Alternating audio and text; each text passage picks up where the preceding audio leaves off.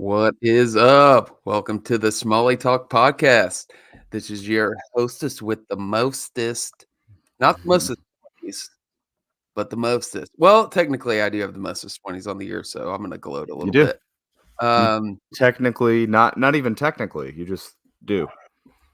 I do, but you smoked me on this last trip. So, Yeah. uh, I think doing this episode, we'll call this our Christmas episode because I feel like we're in a festive mood. We both got Smalley Slayer shirts on. Looks good. Unplanned, just for the record. This is like the fourth person I've ran into the last 2 days with Smalley Slayer shirt on. So, Yeah. you could just say things are catching on, you know? It's Um, beginning to look a lot like Christmas, that's all I'll say. um, but yeah, I was talking to you before the podcast started that I ran into Burton, Hoosier State Fishing, um, yesterday. We both kind of had similar encounters. Derek takes lunch breaks. He works downtown Indianapolis, and there's a particular part of this creek that runs through the city. We'll just say Fall Creek. We're not trying to hide stream names Yeah. here, especially not this Hot spot. stretch. Hot Yeah, stretch. yeah, hot and dirty Right by stretch, the dude. right by the state fairgrounds. Oh my god. Mm. Yeah, but Derek, he always likes to go there on his lunch break and fish. It's actually it looks like a pretty good winter hole. I can't say that I've caught any fish there in the winter, but he did catch one while I was standing there. But Right. um, we both saw his truck in the little parking lot to access it. So I swung in there and I was like, oh, I'm gonna scare the shit out of him, basically, because I think Chris, didn't you do that to him the Yeah. last time you saw him? Yeah. So there's this. It's one of those, like, you're not supposed to access the river. Let's just put it that way. Like, that parking lot's not to access the river. There's like a trail right there, and then you basically walk through this like high, grass. The parking lot is actually meant for vagrants to pump and dump into one another, and also to shoot up drugs. That's the Mm, primary purpose of the parking lot. I like Yeah. that pump and dump, dude. We need to start using that phrase more. Um, but you're walking through this. I'm in like, you know, I was delivering Christmas presents to my customers. I had like dress pants and this shirt on, and like I'm getting, crap all over me. And I get down there thinking that Derek would be like right on the bank, you know, fishing, because that's where we usually fish, is right there on the bank as you kind of go down into the river. There's a bridge that goes across the river right there. And I don't see him. So I'm like, well, I can't like sneak up. I'm like, where is this guy at? I look over and he's he's just pelvic thrusting into bridge piling, facing away from me, uh, taking a massive leak. And I had my phone recording and I like zoomed in on his back. He's just taking a leak there. And right as gets done, I yell some obscenities at him, and I think I scared him a little bit, but more like I think he was just trying to put his wiener away and not get charged for public indecency. So being in the middle of a populated area, but yeah, we we I ended up going over there. I'm like, how did you get over there? It's like in the middle of the river. Like, you'll see when I'm gonna post a video to our story of him peeing. Um, by the way, I'm somewhat uh, hesitant to post like people's videos like that. I'm not gonna name any names, but I did post a video of someone's uh um let's say pantless self on Yeah, Instagram, gosh. and I got in Yeah. trouble for it. Well, So yeah, you posted the bare ass of a grown man with a family and a good job. it was anonymous though. Nobody knew who that butt was. But I mean, anyways, it's semi-anonymous, yeah, but hey, you could gather it hey, for sure. I understand. I Yeah. understood. I apologize, but it was it's kinda get made me a little spooky in trying to post other people's, I think Derek intimate moments, I you well, know? yeah. I mean, that's a fair hesitancy. I think Yeah. Derek might take umbrage with you describing it as pelvic thrusting into the bridge piling. Well, as long as he's not meeting up with teenage boys, I think it's okay, I so, think he's meated up all right. Uh, so But yeah, yeah, dude, we so are winter program in full effect.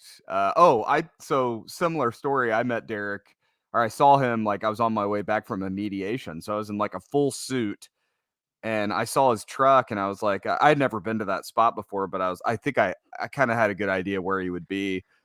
So I was like, I'll just walk down there and see if I can spot him. So I like walked down and I like started getting close, and I realized that he had no clue I was there.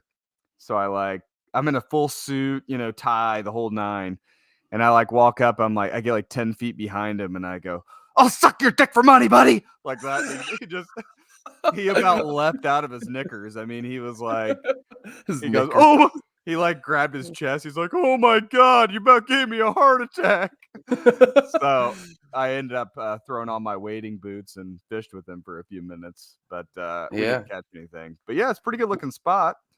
I don't Yeah, know. well, He said he had caught one before I got there, but yeah, I that's saw why I no didn't evidence. finish the story. He caught one right in front of me, but Derek was in the middle, like, the middle of the river on one of the bridge pilings. I'm like, "How'd you get over there?" He's like, Uh, "Oh, if you walk around, there's a log that goes across the river."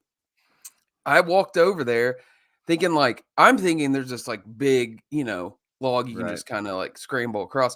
I get over there, there's this log that's, like, it might have been 8 inches wide, and it's, Mhm. like, it's probably I don't know, 6 foot across, so, and it's it goes across, over the main channel of that creek, which is, like, 3 foot deep, and it's, like, pretty ripping current. Yeah, it's I'm in ripping through there for sure.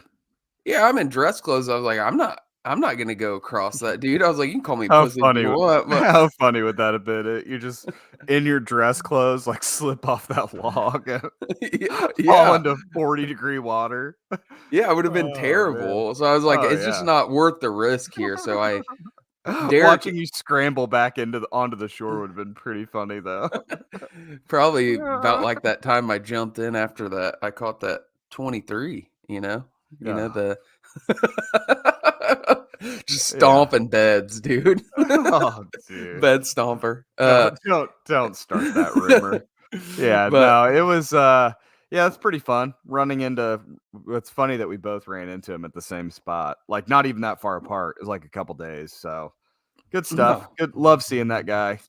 So, Yeah, especially an unplanned meetup with Derek Burton. I mean, dude, I don't know if it's him so much as, like, like, the places that he, like, hangs out, it's but the places. there's always It's the hijinks. Dude, Like, it's when the I was places. there, we found a big old condom, and, he was, Oh, yeah, we found a pile of blue jeans. Nice, Fresh dude. fresh pile of blue jeans. He made a little video, and he's like, "Hey, Josh, you got your pants on?" He's like, "I got my pants on." He just zooms in on the pile of blue jeans. Uh, Somewhere next to that river, there's 2 guys that are just hiding, waiting for you guys to leave so they can get their jeans back. I'm like, "What? Who?" It's one thing, like a condom, you can play out the scenario that got the condom in there. Like, I That's all could I think about. Yeah, but, like, a pile of blue jeans, there was, like, 3 pairs of blue jeans, like, what led to a pile of blue jeans ending up under a bridge? I just can't, like, Alright. somebody just get pissed off, and they're just like, "I have this bag of blue jeans in my car, I need to get rid of it." Just throw it under the These bridge. jeans don't fit me right. Just No, I imagine it's like somebody who stole them from a store and they, like, hid out under that bridge to, like, put them on and, like, try them on, and they're like, "Damn These it, don't fit. these are the wrong size. These are 34 by 32, not 32 by 34. Oh Shit." my gosh. That's a great story. You could probably think of the scenario, but there's everything from, just general trash to, like, there's a lot of Needles, latex gloves. Ew. latex gloves, I was thinking about that, needles. like, "Whoa, where have those Yeah. latex gloves been?" Just bad stuff, but Derek, The They've been dirtier, in they've the been in more some. likely Burton is fishing it, dude. The Yes. Yes. that's the Derek wades across, piles of homeless trash to get to places that He's I think seeking. it's like one of those, like, you always say, like, if you can put your boat in places that nobody else is willing to go, you're gonna end up with in virgin waters.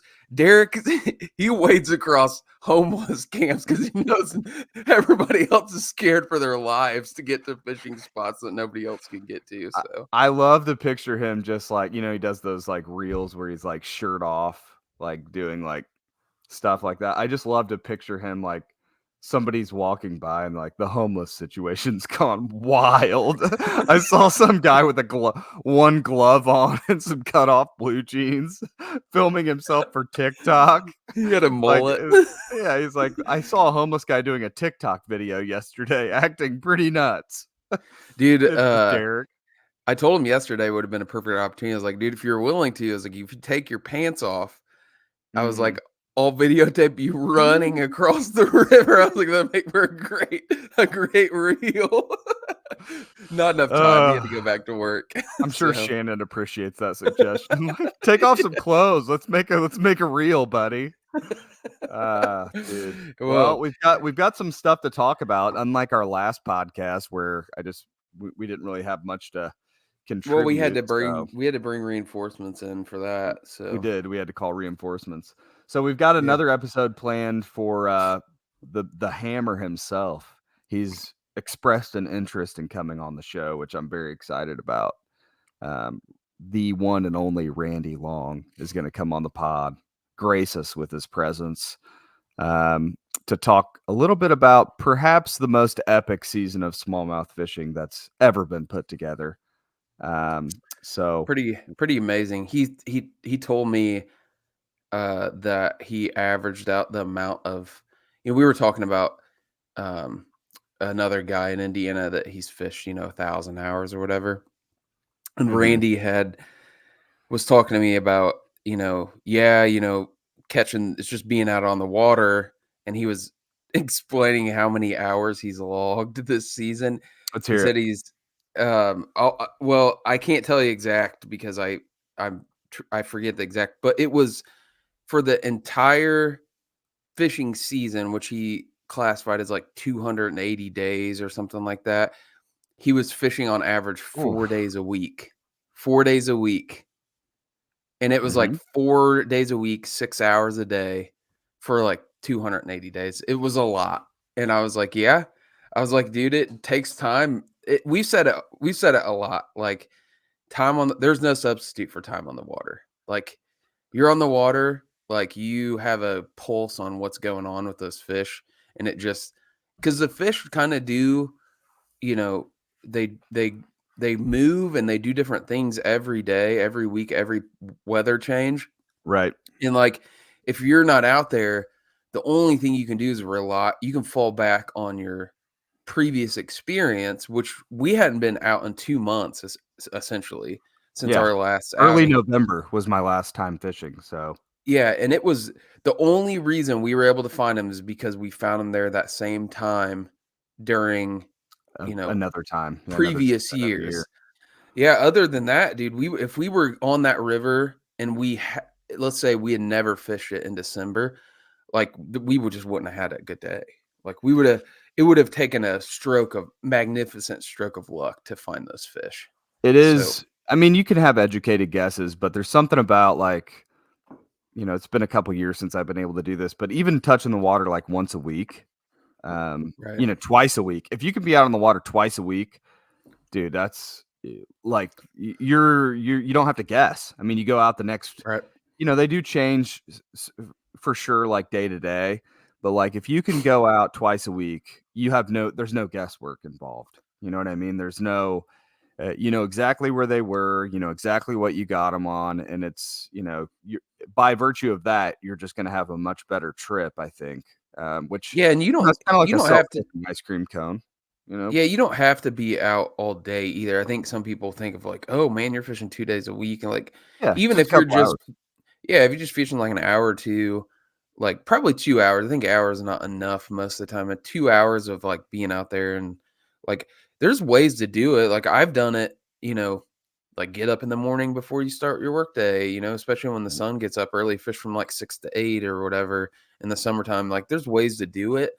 But it does help you. And so it's helping you in that season follow the fish. But what it also does is just like Chris and I did this past when was it Wednesday that we went out? Mm-hmm. Um, you're storing all that historical data in your hard drive. So Yeah. you're adding more experience into your entire fishing database, which you can draw back on if you're good at remembering or logging that manually or whatever. You can draw on that because those fish you'll see like, okay, the temperature was this, the time of year was this, here's how the fish were acting. And fish are fairly cyclical. Like they kind of do the same thing. Like it's not an exact science, but once you kind of figure out, oh, in this time of year, this is where they're moving to, like the next year, it may be within a week or two, same water conditions, same type of weather, they're likely going to be doing the same thing. And it really does help. So Brandy being on the water that much in a season, it not only helps him out this season, but it's going to help him out, you know, next season, the season after, the season after, the season after. I mean, So, he's already like years and years and years of doing that. Like just talking to him, like he's so dialed. Like he's the most dialed person I've ever talked to about like his waterways. Like the way he talks about like the gauges being at certain levels at certain times of the year. Like he just knows exactly where the fish are going to be just because I mean, if you spend 4 days of the week on the water for even 1 year, like the amount of data, and I think he does a pretty good job of logging that stuff too.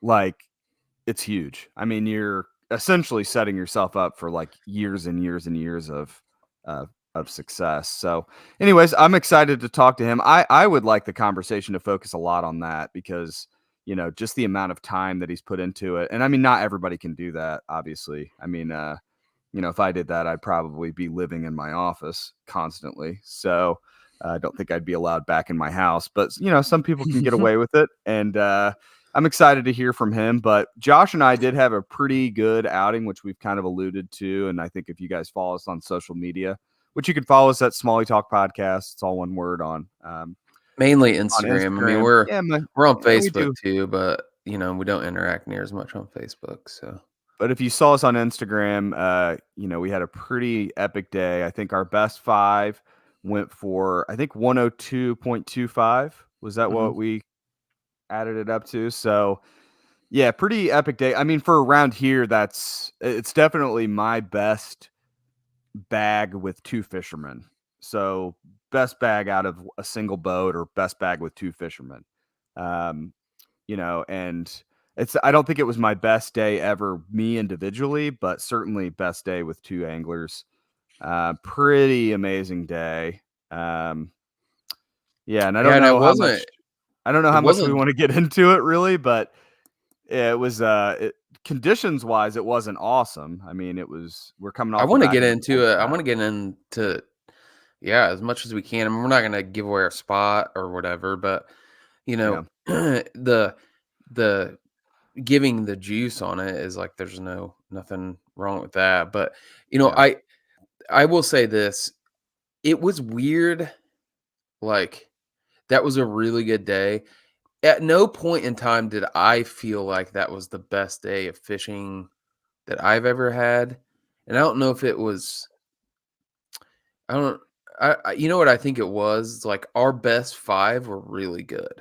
Like our best Yeah. five were like really good. But under those five, I think we might have had four over 18, you know? I think that was what is that Yeah. fair? Yeah, but Yeah. I mean, if you add them up, you're thinking like, okay, well, That's what I'm saying. that's like And 10 fish over 18 inches. yeah, afterwards, I was like, but we've had days like that on that river that have sort of Yeah. produced probably more quality if you were let's say Better you n we've added a definitely had better numbers before, and I think let's individually, yeah. we both had better days. Let's Like say you added up your top 20 fish. Like, we've had mhm, better top 20s. That was the best top 5 that we've had for sure out of, mhm, you know, which is kinda how you measure days, your best 5. It's like tournament, fishing, kayak, bass boat, it doesn't matter. Like, 5 is kinda what always measure it by. So, in that respect, it was. And we did have a really good numbers day. So we caught it's hard to say. I would say safely we caught between 60 and 70, that's you exactly know? what I was thinking, yeah. Yeah, safely. I think it could have touched more like 80 if we would have been keeping a clicker. I will say this though, we lost way more fish than we caught. Like, Yeah, the amount of fish that were like definitive bites that came off. And it was because, when you're early on in the day, you don't quite know how they're gonna bite. So if you feel pressure, you pull up. We're fishing on bottom, we're give you that. We're fishing on bottom. And it's a light bite. You pick up and you feel pressure. Like, your inclination is to kind of wait to see some confirmation if that's a fish or not. right, And I don't know about Chris, but, like, what I do a lot of times is I'll wait, and then the fish, I kinda put just the smallest amount of pressure back on it as I can, and if it is a fish, a lot of times what you'll feel is like a pull back, like the fish will pull back, and then you try to set the hook as fast as you can, but, like, a lot of times they've already spit it out by that point. Um, so it's kind of one of the things as the day progressed, we started realizing that that pressure meant that there was probably a fish on the other end. So you mhm. just, instead of pulling back, you just set the hook and you have a lot of empty hook sets, Yeah, but that's what I it take do. I'm more like in the wintertime, my instinct is like, if I the first inclination that I might have a fish on, I set the hook. Like, yeah, that's probably what you should do, you because know. I've had too many, like, drops, or whatever, or, if I feel and I hammer them right away. I don't reel down to them. I don't try and feel whether they're gonna pull back or whatever, and as a result, I do have a lot of empty hook sets, but overall, I feel like that strategy pays off because, you know, you do have a lot of drops, like, in wintertime. Like, they'll pick it up, maul it for a second, and drop it, and then you set the hook, and you end up with an empty hook set if you reel down to them, I think. So, I tend to just hammer them right away. That's Yeah, which that'll get you stuck, like, into a tree or in a rock yeah, really bad, and then you have to go get it, and we were fishing on average probably in about 10 foot of water, 8 to 10 foot of water, on Wednesday. yep, So, like, if you get stuck in 8, 10 foot of water, it's hard to get your lure back. So we lost quite a few jig heads that day. Um, a couple of lessons I learned. One, I've been trying to specialize my equipment more for winter because I tend to just like use the same stuff I'm using in the summertime. So a lot of what I can't even remember what prompted me to do this. It was a couple people talking about finesse fishing and like using light line. Like, really, if you go look at like guys who are fishing that style of fishing, which I would call that more of like lake style fishing, where they're fishing a drop shot or a Demiki rig or whatever. Those guys are all using like 6, 8 pound tests. They're using really small pound tests. So I was like, I'm gonna lower my diameter and I can cast lighter stuff a little bit further. And the my line just smaller diameter. It's harder to see. I decided to go with a co-poly, um, and I have learned that that is not the right line choice. Too much stretch. I missed a bunch of fish yeah. early in the day doing that. So co-poly's out, full fluoro is in. So I'm gonna go next time I'm gonna get my next iteration. I'm going 8 pound, 8 to 10 pound. I haven't decided what 8 to 10 pound FC sniper fluoro is what I'm gonna Mhm. go with. But I usually, you're like a braid to fluoro guy, and I am too. But that leader knot, I just have never liked the leader knot pass because you have to use like long Especially with leaders in the micro winter. guides, and we both use micro guides on our winter Yeah, setup, so the leader knot going through there, it affects your casting distance. Um, I just never really cared for that setup when you're going to be fishing on bottom. It's good for, I think, it's more versatile than full fluoro. But I'm gonna go with yeah, but full. we know what we're gonna be fishing when we go out there. I honestly, like, Right. I typically take 3 rods. It's dumb. I really only need 1. I take, like, I should take 1 rod and a backup. Like, I we know took what we're 7, gonna so Yeah, I was gonna say you had 7 rods. I think I saw a yeah. rat tied on to one of your rods. So, I mean, but, um, I think you're overthinking it. That's just me. I don't know. Yeah, I'm maybe. I'm I progressive, dude. have a I like to I be know. progressive. I know you are. I know I like to you're evolve, dude. so damn progressive, dude. I'm a old school conservative. I just wanna keep things the way they are, dude. It's working for me. So yeah, I'm still using, like, the 20-pound braid, um, and I had a 12. I think at one point I had a 15-pound fluoro leader on. So I mean, 12 it pound worked. yeah, it was fine. I mean, I Yeah. had it's a long leader. It's like a 12-foot leader, 13-foot leader. So, The other thing with um, braid in the cold, I don't really care for it. Ices up really bad. yeah, Um, it that is gets true. there's certain frustrations with it that I'm gonna try full flora. If our listeners have any ideas of like, hey, when I'm finesse fishing, this is my setup. I think the general consensus, if you're gonna like pull, 1,000 guys who fish finesse in deeper water, Mhm. deepish water, I think it's full fluoro. I think that's what like the standard is. So I'm gonna try that and see because when I did switch, I broke off so much of that copoly. I just spooled up a full 12-pound fluoro and it worked fine. The problem is I think 12 pounds too much for that application for that size spinning reel. And I had the only fluoro I had wasn't the nice stuff it was still Sunline, but it was like not their nicer stuff. So Yeah, it was like I'm gonna see it was the FC, what was it? It wasn't Sniper, Assassin. it was Assassin. Yeah. Yeah, which I Which think is a little more memory, a little thicker. yeah.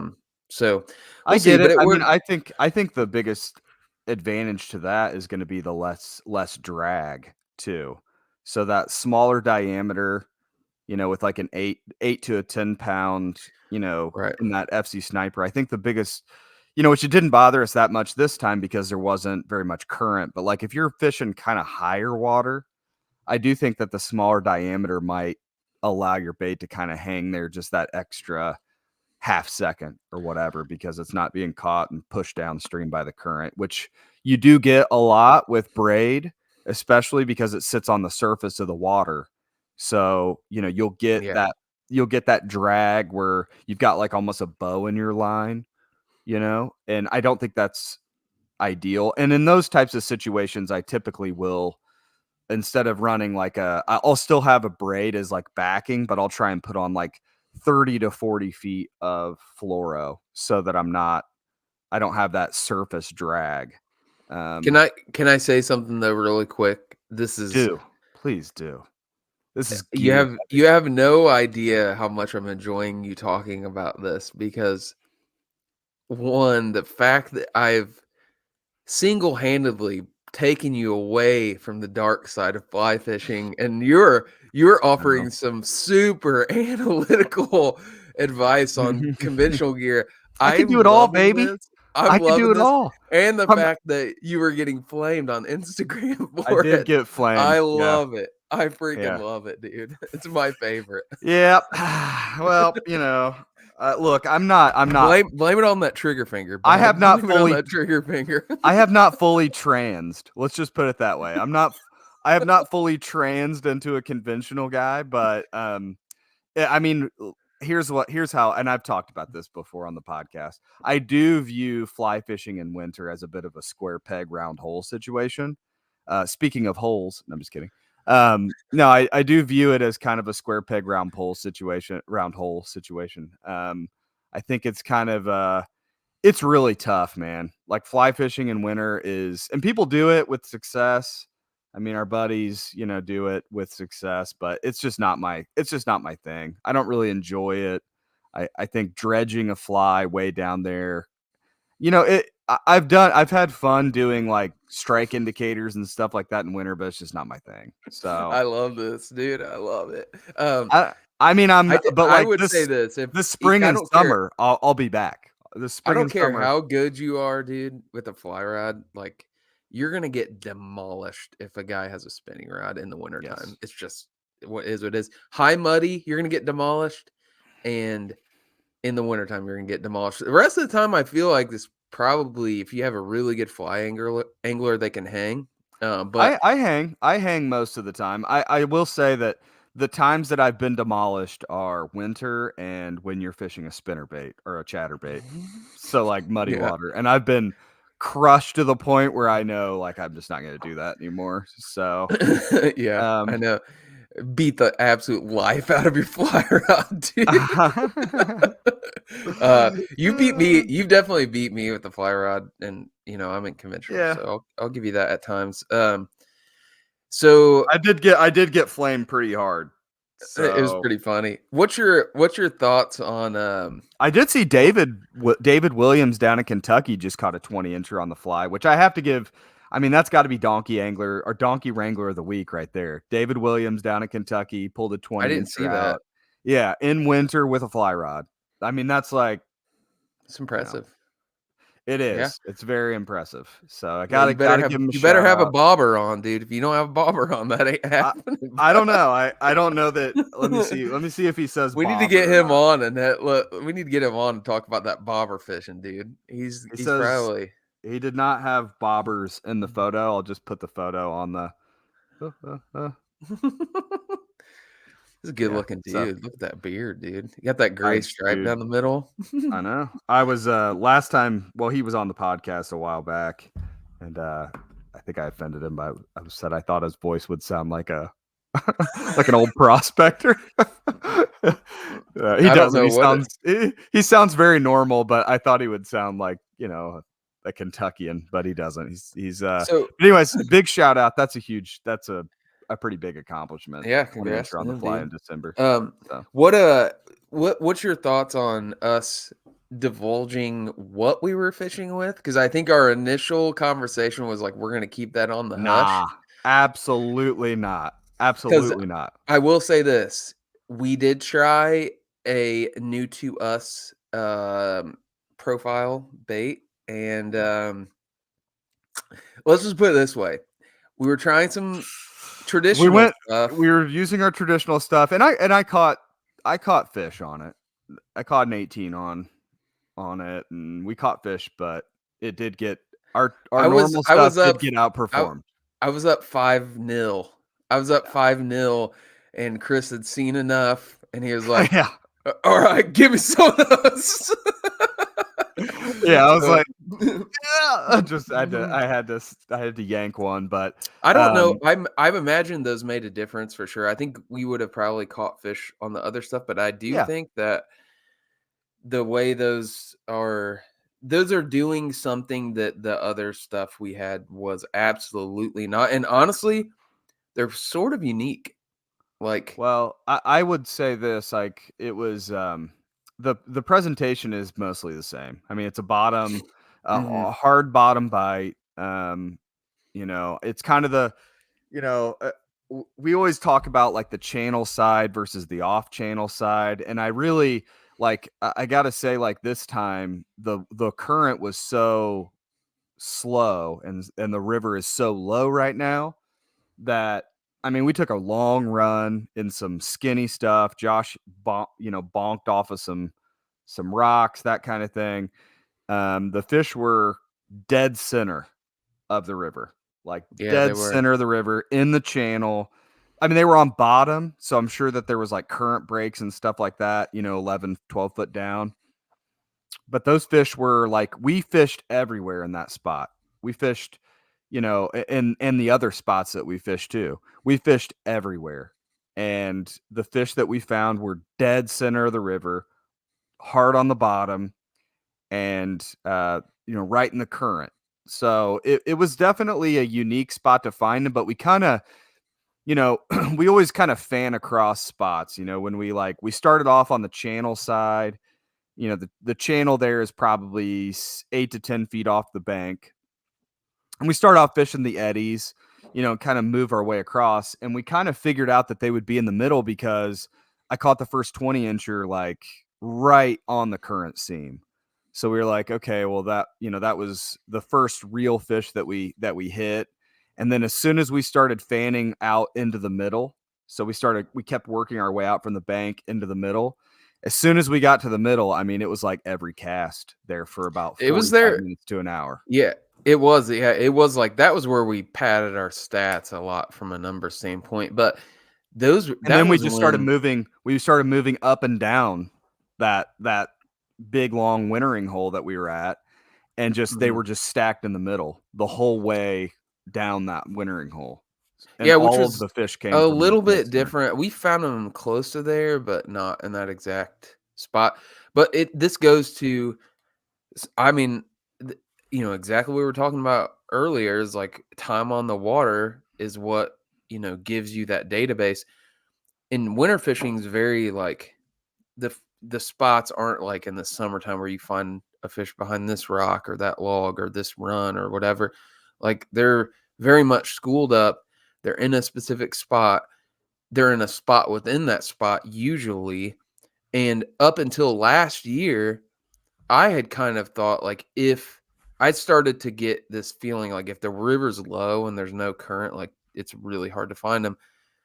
That's not necessarily true. Now that we figured out last year how to fish for them when the river's Right. low.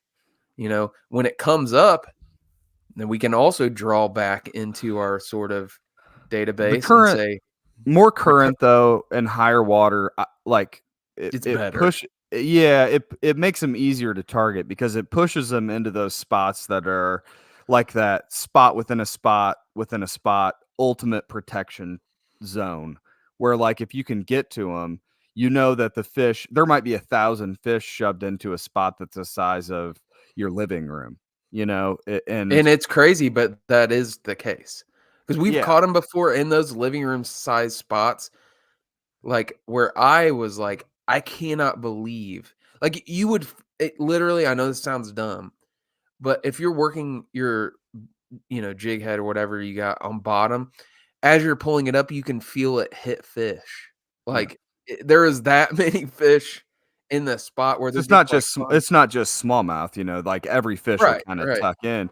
But I mean, in the lower flow, you just kinda have to be a little bit it's a little bit more of a search, and that's why, fanning across a spot, you start with those ultimate protection zones and kinda work your way out from there.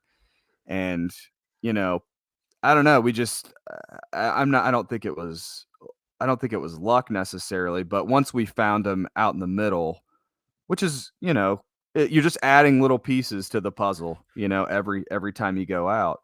Once we found him out in the middle, it was on like Donkey Kong for like the next, I mean, definitely the next hour, it was like almost every cast we were at least getting the opportunity to stick one. And then for like the next 2.5 hours, we had a fish in the boat within, every 5 minutes for sure.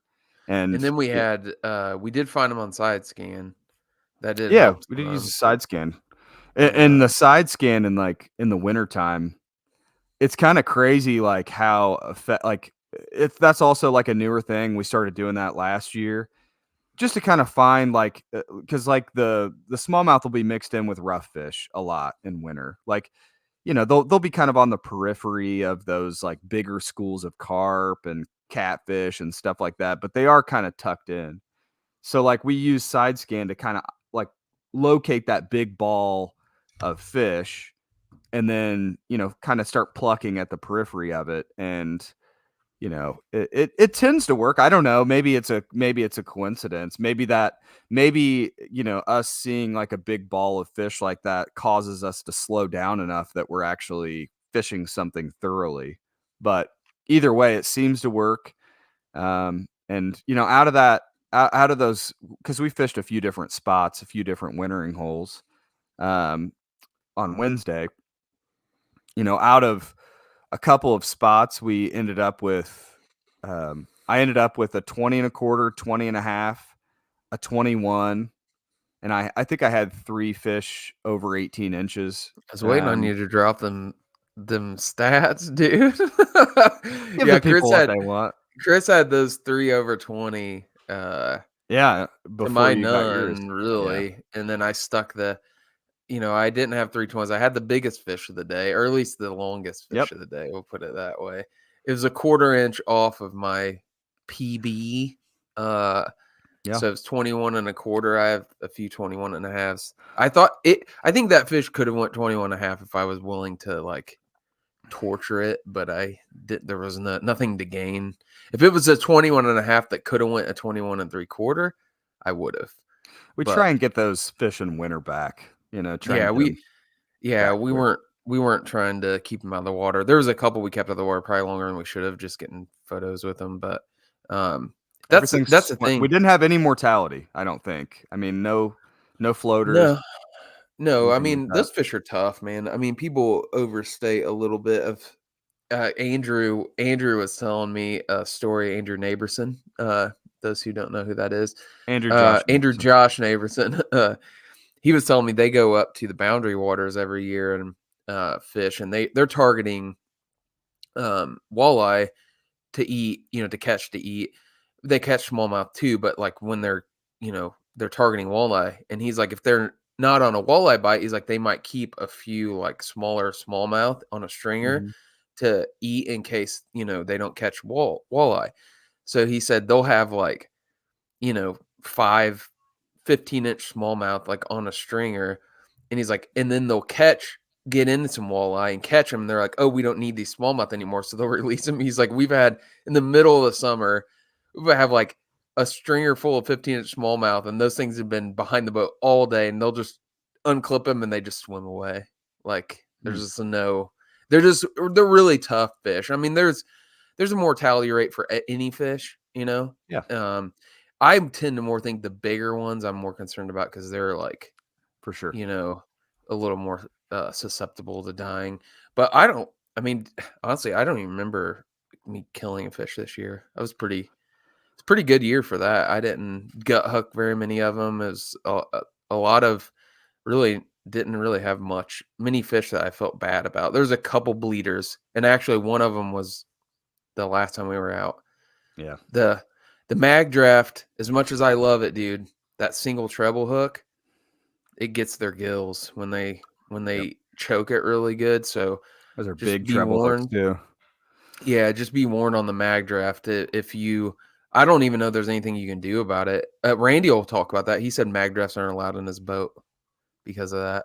Really? So yeah, that's what he Oh, said. there you go. I'll ask him about Well, it. But yeah. anything else to kind of add to the story about our trip last week? Uh, it was it was really good, really fun. You broke a rod, which Yeah. we got to trash St. Croix for that. Sorry, St. Croix. Chris had a moment in the boat. He boat flipped like a 15-incher with his Legend X, and I've never seen a rod broken two places. I had a full rod length of line out, okay? There's no reason why this thing should have broke. And I mean, I boat flipped a 15-incher and it just snapped in two places. It was wild. And that's a brand new rod. Like I that was the second time I've used it since I got it.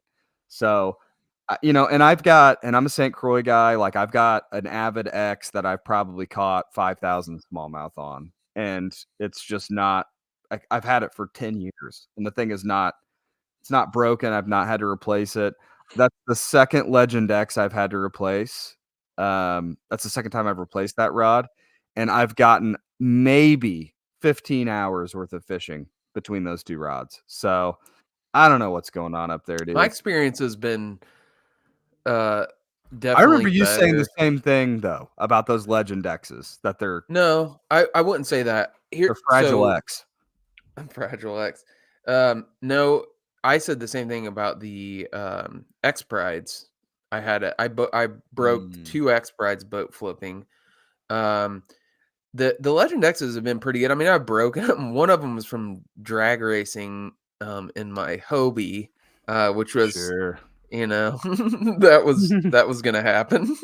um, but overall, I actually think those are more durable than um I think I'm trying to think of the Legend tournaments I think aren't quite as durable. But I will say I got a Legend tournament, the new ones, they just redid them, and it's like my swim bait rod, and dude, it's you threw it some. Yeah, It's it's a really sick nice. rod. For the money, I don't know. Legend X are just really sensitive. Um, Oh, it's a great, they yeah.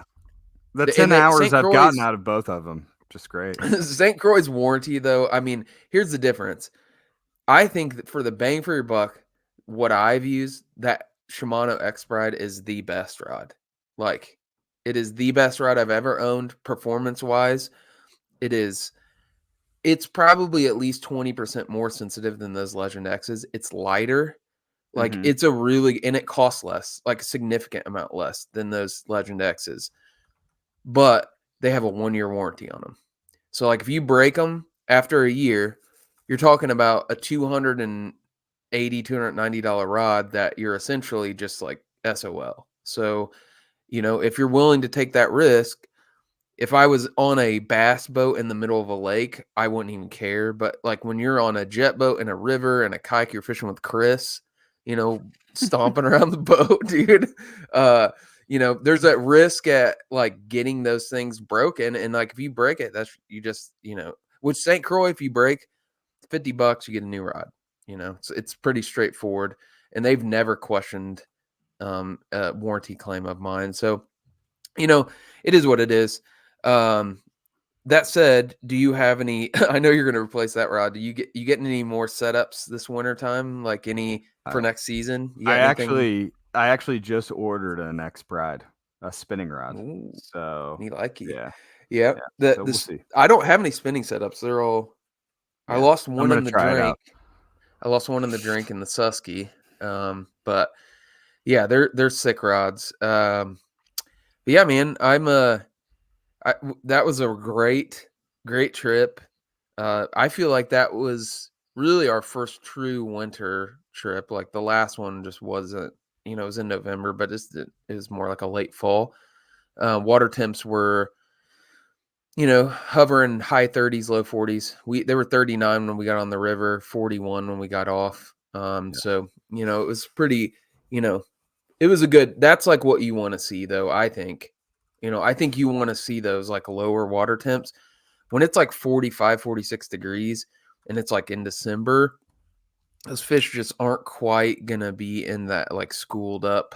They're a little more active, and if they're a little more active, like you might not get them like kind of potted up like we did.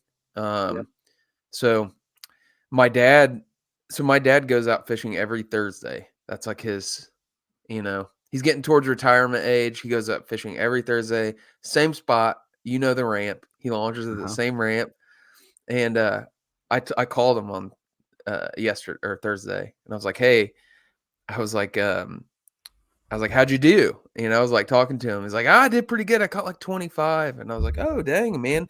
I was like, "Well, you're gonna have to share that winter spot with me." We've Uh-huh. been looking for a winter spot around this area. I was like, "What'd you catch him?" I was like, "I didn't catch him in a winter spot." I was like, "What were you catching him on?" He's like, "I was catching him on a wake bait." I was like, "You serious?" He's like, "Yeah, I was catching him on a wake bait." And I was like, Really? "Yeah." I was like, I I would have never guessed that. But you Why know on earth what? would you even try? Yeah, Dude, that's great. less than a week before we were out there, on this river that we just had that day on, our buddy said he was catching them on swim baits. Yeah. So I do think that in certain places, those like because the river's low, the fish have a little more autonomy to kind of spread out. I do think there's a population of fish right now that are still kind of in more traditional areas that you can catch, and they're probably a little more active. The big fish though, they're in winter spots. Like the big boys, big girls, they're definitively in winter spots because I mean, we caught 2 over 21 in one day. I think that's about all the evidence you need, and they were definitely in a winter spot. So yeah. Yeah, man, it was well, good trip. Appreciate you getting it together. And anything else you want to add to the pod?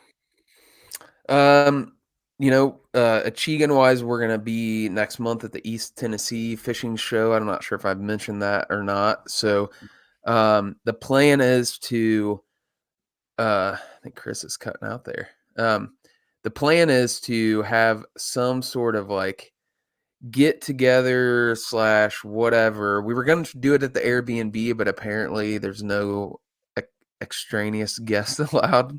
Um, so we're gonna. I know, yeah. They were like, you can't have no parties. So, and if we invite wet boys to an Airbnb, you know what that's gonna be like. Um, so we're gonna do some kind of get together at like a restaurant or bar or something like that. But we're gonna be Which there. which city is that in? It's in Knoxville. Mm. Um, so it's going to be at the convention center. Apparently, this East Tennessee fishing show is like the coolest fishing show ever. That's what I'm getting those vibes. So if you want to, we'll have a booth there. We'll be there the entire time.